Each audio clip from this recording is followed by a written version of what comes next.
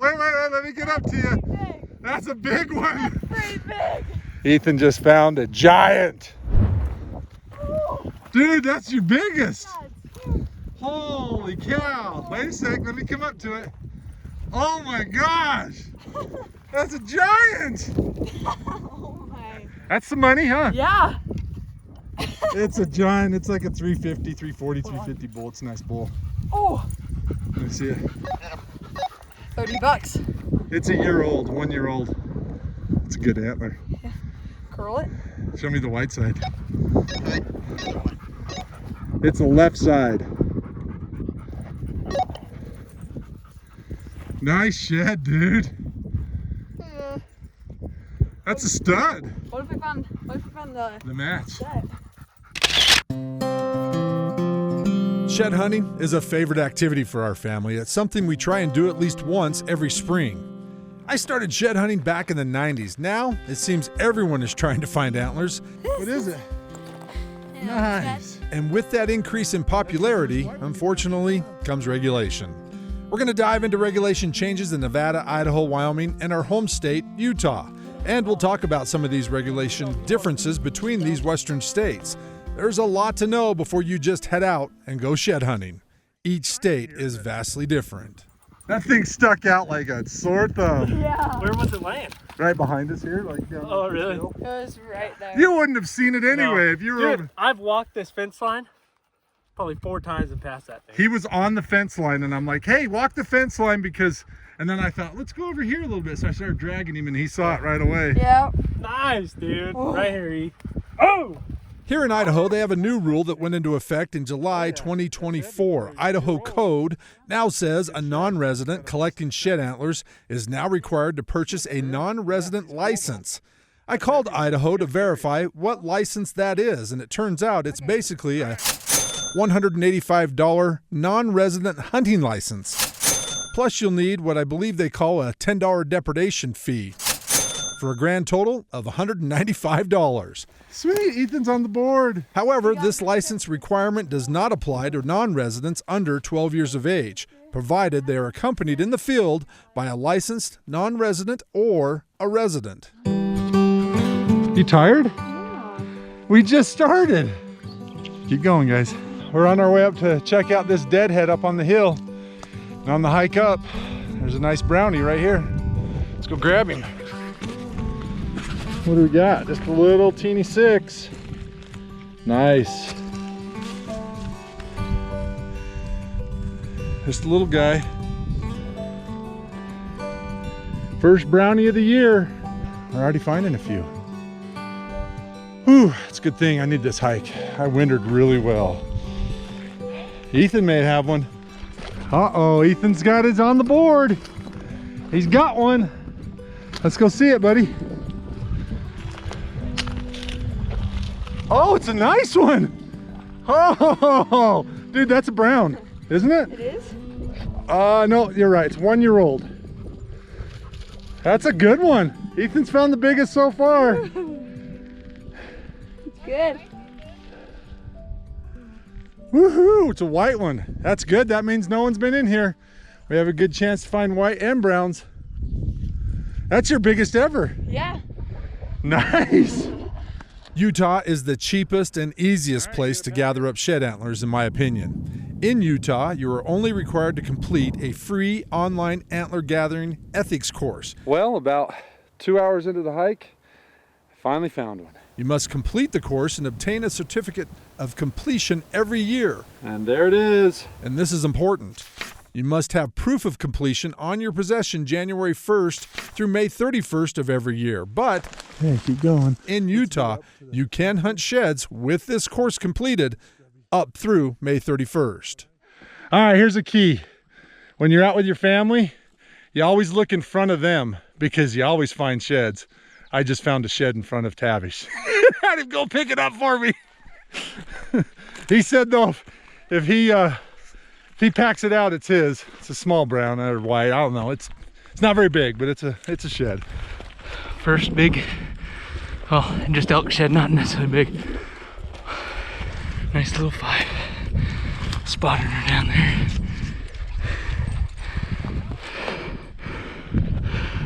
First elk shed. First elk shed right here. Nice.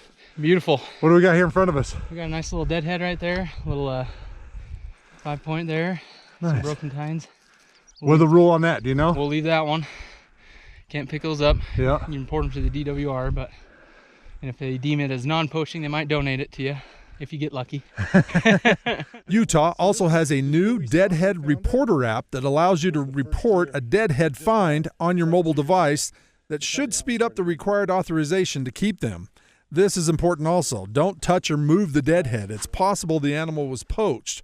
Submit the report and wait for authorization to keep the antlers. So again, you can't pick up deadheads. That deadhead is considered anything, an antler attached to a skull plate. So if there's a skull plate attached to it, you can't pick it up. I mean, you can see obviously this is a brown shed I just found just below this 5-point deadhead, and it's not attached. It's got a burr and very similar to the one Tavish picked up. So just make sure you know the rules before you head out. We're here, it's early May, so we're a little late, but hey, we're picking up some scraps. We're finding a few. In Wyoming, they have a different approach when it comes to shed hunting. Wyoming Game and Fish doesn't allow shed hunting in what they call Collection Area 1 until May 1st of every year. Now, in this Collection Area 1, shed hunting opens May 1st for residents only. Non-residents are not allowed to shed hunt this area until May 8th. Collection Area 1 is basically all of the public lands west of Laramie to Rawlins to north of Jackson. Additionally, a $21.50 conservation stamp is required for all non-residents 15 years and older. So how many sheds have you found in your life? Well, 0 technically, Why is that? because I thought I found 2, but you planted them. Well, you were a little kid though. Well, yeah, but You were like 6. you let me believe it till I was like 20. 20, yeah. Till like last year. Shed hunting's fun. Yeah, it's super fun. This is my first time actually going, so Let's go get with some. you. Dad's on the board. Look at that. See, this shed, I walked maybe 20 yards below this shed. Ethan walked maybe 15, 20 yards above the shed. You gotta walk slow, otherwise you're passing up a lot of antler on the ground. So don't do the mistake of walking too fast and not looking around, because you're gonna walk right by them. This thing, I can see the path. I was like 10 yards away. It's just, you're not gonna see them all. So you just gotta go slow. If you go too fast, you're not gonna see them all, and you're gonna miss them. You see all these people and they're blazing, they're trying to beat everybody. Man, I hit some of the thickest sagebrush sometimes and just walk it really slow and pick up a lot of sheds. So don't go too fast. Nice. Same side, yep. Look at that. Ethan and I are kicking butt. Now Maddie's over here. Madison's got to find the other sides. She's still the only one that hasn't found one. Although she found the little one off from the truck. We found a little 2-point from the truck, so. What's that?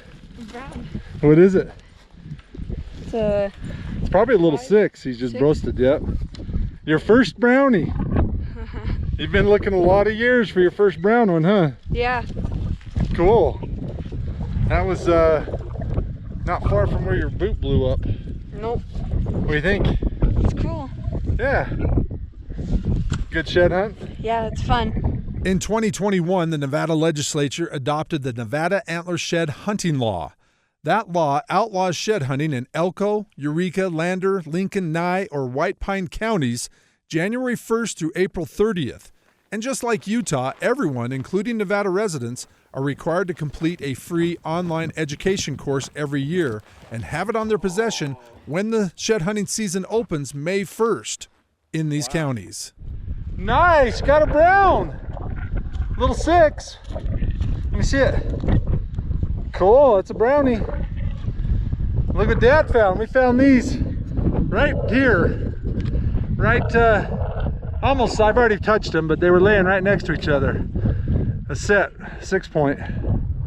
Whites, they're a couple years old, but hey, they're cool. White is cool. I love it. What do you think of this shed hunting? It's fun. You having fun? Oh yeah. It's a good time, huh? It's good exercise. You tired? Oh, I'm super tired.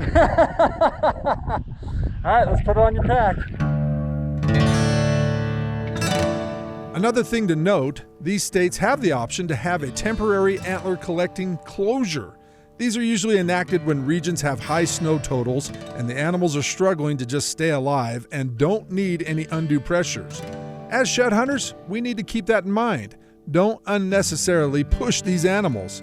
Our family doesn't like to start shed hunting until after the animals have left their winter ranges. We usually don't start hunting for sheds until after May 1st.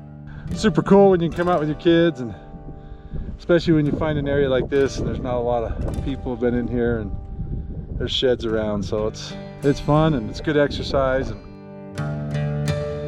Hey, if you like this episode, be sure to become a subscriber. We hope you enjoyed our adventure and the information on shed hunting out west.